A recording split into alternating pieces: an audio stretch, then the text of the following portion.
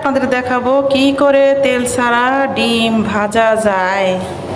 ঠিক আছে, দেখেন আমি পেঁয়াজ কুচি করে নিয়েছি, কাঁচামরিচ কুচি করে নিয়েছি, ক্যাপসিকাম রিং করে কেটে নিয়েছি, টমেটো রিং করে কেটে নিয়েছি, এখানে দুটো ডিম নিয়েছি। ওখানে আমি প্যান বসিয়ে দিয়েছি।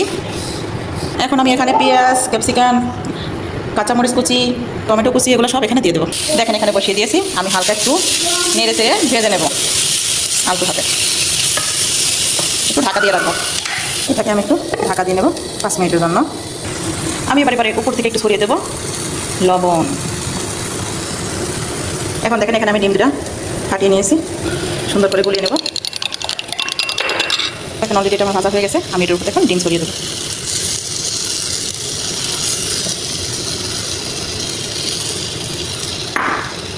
এখন ছড়িয়ে দেবো হালকা করে একটু গোলমরিচের গুঁড়ো। এখন আমি 2 মিনিটের জন্য একটু ঢেকে রাখবো। দেখেন